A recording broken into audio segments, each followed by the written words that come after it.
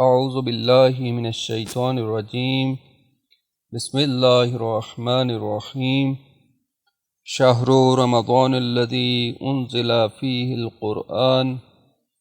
ھدی للناس وبینات من الھدی والفرقان۔ ماہ رمضان المبارک کے 22ویں روزے میں 22ویں پارے کے خلاصے اور اہم نکات کے ساتھ آپ کی خدمت میں حاضر ہیں۔ اس پارے میں 4 حصے ہیں: سورہ احزاب کا بقیہ حصہ، سورہ سبا مکمل، سورہ فاطر مکمل اور سورہ یاسین کا ابتدائی حصہ۔ سورہ احزاب کے بقیہ حصے میں 4 اہم باتیں ہیں۔ ازواج پیغمبر اور دوسری خواتین کے لیے 7 احکام کا تذکرہ کیا گیا ہے کہ نزاکت کے ساتھ بات نہ کریں، بلا ضرورت گھر سے نہ نکلیں۔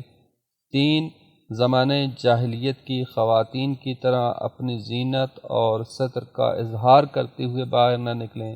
4 نماز کی پابندی کریں۔ 5 زکوٰۃ دیا کریں۔ 6 اللہ اور اس کے رسول کی اطاعت کریں،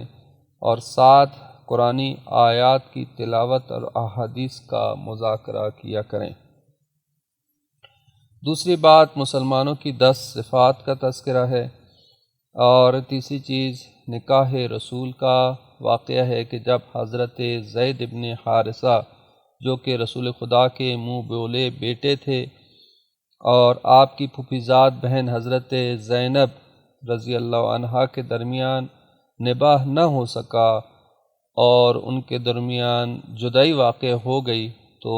اللہ کے حکم سے آپ صلی اللہ علیہ وآلہ وسلم نے حضرت زینب سے نکاح کر لیا۔ چوتھی بات نبی صلی اللہ علیہ وآلہ وسلم پر درود و سلام کا حکم دیا گیا ہے۔ دوسری سورت سورہ سبا ہے، اور اس میں 2 اہم باتیں ہیں: حضرت داؤد اور حضرت سلیمان علیہ السلام کا قصہ اور اہل سبا کے غرور و تکبر کا واقعہ ہے۔ تیسری سورت سورہ فاطر ہے، اور اس میں 2 اہم باتیں توحید کے دلائل ہیں اور مسلمانوں کے 3 گروہوں کا تذکرہ ہے: وہ مسلمان جن کے گناہ بہت زیادہ ہوں گے، اور دوسرے نیکیاں اور گناہ برابر ہیں، اور تیسرے وہ جن کی نیکیاں زیادہ ہوں۔ اور سورہ یاسین کے ابتدائی حصے میں یہ اہم باتیں یہ ہیں کہ رسالت کا بیان ہے اور قریش کی مذمت ہے۔ اور اسی طرح سے اگر ہم اس کے اہم مضامین پہ گفتگو کرنا چاہیں تو 22ویں پارے کا آغاز سورہ احزاب کی آیات 31 نمبر سے ہوتا ہے، اور اختتام سورہ یاسین کی آیت نمبر 27 پر ہوتا ہے۔ سورہ احزاب کے آغاز میں اللہ تعالیٰ نے ازواج رسول سے مخاطب ہوتے ہوئے فرمایا کہ جو بھی امہات المومنین میں سے اللہ اور اس کے رسول کے لیے اپنے آپ کو وقف کر دے گا اور نیک اعمال بجا لائے گا تو اللہ تعالیٰ اس کو دگنا اجر عطا فرمائے گا، اور اس کے لیے پاک رزق کو تیار کر دیا گیا ہے۔ اور یہ اس وجہ سے چونکہ رسول کے ساتھ آپ کی نسبت ہے، اور اس کے ساتھ ساتھ اللہ تعالیٰ نے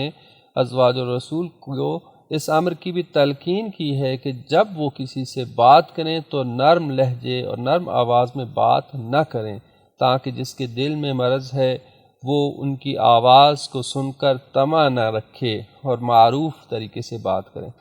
اللہ تعالیٰ نے ازواج رسول کو اس امر کی بھی تلقین کی ہے کہ وہ اپنے گھروں میں ہی ٹھہری رہیں اور جاہلیت کی بے پردگی اور بناؤ سنگھار کا اظہار نہ کریں، نماز قائم کریں، زکوٰۃ ادا کریں، اور اللہ اور اس کے رسول کی اطاعت کریں۔ اور بے شک اللہ تعالیٰ چاہتا ہے کہ نبی کے گھر والوں کو ناپاکی سے دور کر دے اور ان کو پاک و پاک صاف کر دے۔ البتہ جو انما یرید اللہ لیذھب عنکم الرجس اہل البیت ویطہرکم تطہیرا، جو تمام روایات ہیں اس کی بنیاد پر اہل بیت علیہم السلام کے متعلق ہے اور ان کے بارے میں نازل ہوئی ہیں۔ تو یہ ازواج الرسول کے بارے میں جو حکم ہے اور جو خطاب ہے فقط ان سے مخصوص نہیں ہے، بلکہ تمام مومن خواتین کے لیے اور مومنات کے لیے یہ حکم آیا ہے۔ اس صورت میں اللہ تعالیٰ نے منہ بولے بیٹے کے مسئلے کو بھی واضح کر دیا کہ منہ بولا بیٹا حقیقی بیٹے کی طرح نہیں ہوتا، جیسے کہ زمانہ جاہلیت میں یہ تصور کیا جاتا تھا۔ اس صورت میں اللہ تبارک و تعالیٰ نے مومنین کو حکم دیا کہ وہ اللہ کا کثرت سے ذکر کیا کریں اور صبح شام اللہ کے ذکر میں مشغول رہیں، اور اسی طرح اس صورت میں اللہ تعالیٰ نے نبی اکرم صلی اللہ علیہ وآلہ وسلم کو حکم دیا کہ اپنی بیویوں، اپنی بیٹیوں اور مومن عورتوں کو یہ کہہ دے کہ وہ جلباب یعنی ایک مکمل حجاب اور چادر کہ جس سے پورا جسم ڈھک جائے اوڑھا کریں، اور اس لباس کا مقصد یہ تھا کہ وہ پہچان لی جائیں کہ یہ با ایمان عورتیں ہیں اور ان کو کوئی تنگ نہ کرے۔ اور صورت میں اللہ تعالیٰ نے قیامت کے دن کے حوالے سے بتلا دیا کہ جب قیامت کا دن آئے گا تو جہنمیوں کو اوندے منہ جہنم کی آگ میں ڈال دیا جائے گا۔ اس موقع پر جہنمی یہ کہیں گے کہ اے کاش ہم نے اللہ اور اس کے رسول کی بات مانی ہوتی، اور کہیں گے کہ ہم نے اپنے بڑوں اور سرداروں کی بات مانی پس انہوں نے ہمیں گمراہ کر دیا، اور کہیں گے کہ اے ہمارے پروردگار ان کو دگنا عذاب دے اور ان پر لعنت برسا، لیکن اللہ فرمائے گا تم سب کو دگنا عذاب ملے گا۔ اس صورت میں اللہ تعالیٰ نے اہل ایمان کو اس بات کی نصیحت کی ہے کہ اے ایمان والو تم ان لوگوں کی طرح نہ ہو جاؤ جنہوں نے موسیٰ علیہ السلام کو تکلیف پہنچائی، اور تو اللہ تعالیٰ نے ان لوگوں کی کہی ہوئی بات سے ان کی براعت ظاہر کر دی، اور وہ اللہ کے نزدیک بڑی وجاہت والے تھے۔ اہل ایمان کی ذمہ داری ہے کہ وہ اپنے نبی کی تکریم کریں اور آپ کی ذات کا ہر ممکن دفاع کریں۔ اس صورت میں سچی بات کہنے کے فوائد بھی بتلائے گئے ہیں، اور اگر بات سیدھی کی جائے تو معاملات سنور جاتے ہیں اور اللہ حق کو شخص کے گناہوں کو معاف کر دے گا۔ سورہ احزاب کے بعد سورہ سبا ہے، اور سورہ سبا میں اللہ تعالیٰ ارشاد فرماتے ہیں کہ سب تعریفیں اللہ کے لیے ہیں جس کے لیے آسمان و زمین میں موجود سب کچھ ہے، اور اس کی حمد آخرت میں بھی ہے اور دنیا میں بھی، اور وہ باخبر حکمت والا ہے، اور وہ جانتا ہے جو زمین میں جاتا ہے اور جو زمین سے نکلتا ہے، جو آسمان سے اترتا ہے اور اس کی طرف چڑھتا ہے، اور وہ رحمت کرنے والا اور بخشنے والا ہے۔ اس صورت میں اللہ تعالیٰ نے جناب داؤد اور سلیمان علیہ السلام پر اپنے انعامات کا تذکرہ کیا ہے کہ کس طرح اللہ تعالیٰ نے جناب داؤد کے لیے پہاڑ اور پرندوں کو مسخر فرما دیا اور وہ لوہے کو ان کے ہاتھوں میں نرم کر دیا، اور جناب سلیمان کے لیے مہینے کے سفر پر آنے جانے والی ہواؤں کو مسخر فرما دیا، اور جنات کو ان کے احکامات کے تابع کر دیا تھا۔ اس صورت میں اللہ تعالیٰ نے سبا کی بستی کا ذکر کیا کہ یقیناً سبا والوں کے لیے ان کے مقام رہائش میں نشانی ہے، اور ان کے دائیں اور بائیں 2 باغ تھے، بہت خوبصورت 2 باغ تھے۔ تو اللہ تعالیٰ نے فرمایا کہ تم اپنے رب کی دی ہوئی روزی کھاؤ اور اس کا شکر بجا لاؤ کہ پاکیزہ شہر ہے اور گناہوں کو معاف کرنے والا رب ہے، لیکن انہوں نے روگردانی کی تو اللہ تعالیٰ فرماتا ہے کہ ہم نے ان پر سخت امٹتا ہوا سیلاب بھیج دیا اور ان کے دونوں باغوں کو بدمزہ پھل اور جھاؤں اور جھاڑیوں میں اور بیری کے باغوں میں بدل دیا، اور ہم نے ان کو یہ بدلہ ان کے کفر کی وجہ سے دیا، اور ہم صرف ناشکروں کو ایسا بدلہ دیتے ہیں۔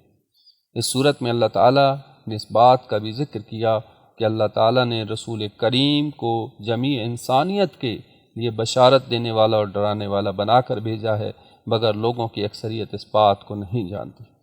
سورہ سبا کے بعد سورہ فاطر ہے، اور سورہ فاطر میں اللہ تعالیٰ بیان فرماتے ہیں کہ تمام تعریف زمین و آسمان بنانے والے اللہ کے لیے ہیں۔ اس نے فرشتوں میں سے بھی رسول چنے ہیں، بعض فرشتے 2 پروں والے، بعض 3 اور بعض 4 پروں والے ہیں، اور اللہ تعالیٰ اپنی خلقت میں جس طرح چاہتا ہے اضافہ کرتا ہے۔ بے شک اللہ تعالیٰ ہر چیز پر قادر ہے۔ جناب جبرائیل امین کو جو فرشتوں کے سردار ہیں اللہ تعالیٰ نے 600 پر عطا فرمائے ہیں۔ اس صورت میں اللہ تعالیٰ نے ان گمراہ لوگوں کا ذکر کیا ہے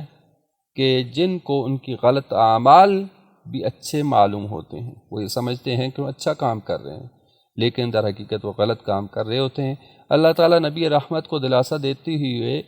فرماتے ہیں کہ آپ ان کے اعمال پر حسرت نہ کریں، اللہ تعالیٰ کو پتہ ہے جو یہ کرتے ہیں۔ اللہ تعالیٰ فرماتے ہیں کہ دنیا میں جتنی عورتیں حاملہ ہوتی اور جتنی بچوں کو جنتی ہیں، اور جو کوئی بھی بوڑھا ہوتا ہے اور جس کی عمر کم ہوتی ہے، اللہ کو ہر بات کا علم ہے۔ اور اس صورت میں اللہ تعالیٰ یہ بھی ارشاد فرماتے ہیں کہ اندھا اور بینا برابر نہیں ہو سکتے، یعنی بابصیرت اور جاہل برابر نہیں ہو سکتے، اور نہ ہی دھوپ اور چھاؤں برابر ہو سکتے ہیں، اور نہ ہی زندہ اور مردہ برابر ہو سکتے ہیں۔ اللہ تعالیٰ ارشاد فرما رہے ہیں کہ جو شخص ہدایت کے راستے پر ہو وہ گمراہ انسانوں کے برابر نہیں ہے، دونوں میں بہت فرق ہے۔ سورہ فاطر کے بعد سورہ یاسین ہے، اور سورہ یاسین میں اللہ تعالیٰ نے قرآن حکیم کی قسم کھا کر کہا کہ بے شک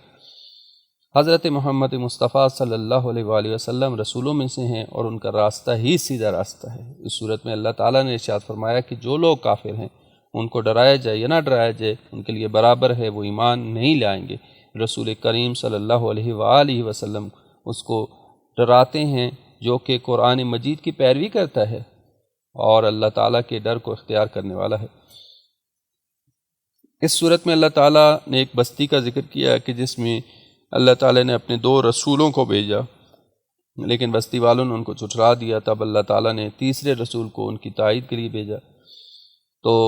ان رسولوں نے کہا کہ ہم اللہ کے بھیجے ہوئے ہیں، جس پر بستی والوں نے کہا کہ رحمان نے تو کچھ بھی نازل نہیں کیا، اور معاذ اللہ تم جھوٹ بول رہے ہو۔ دریا آسنا بستی کے پرلے مقام سے ایک شخص دوڑتا ہوا آیا اور قوم کو مخاطب کر کے فرمایا کہ اے میری قوم کے لوگو، یہ تینوں رسول جو ہیں جن کی پیروی کرو،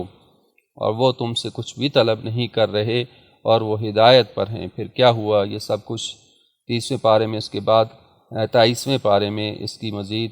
گفتگو موجود ہے کہ ان لوگوں نے اس کو پکڑ کر مار دیا۔ اللہ تعالیٰ ہمیں توفیق عطا فرمائے کہ ہم قرآن پاک کے ان معارف، قرآن پاک کی ان تعلیمات کو سمجھ سکیں اور ان پر عمل پیرا ہو سکیں، اور دنیا و آخرت کی سعادت سمجھ سکیں۔ والسلام علیکم ورحمۃ اللہ وبرکاتہ۔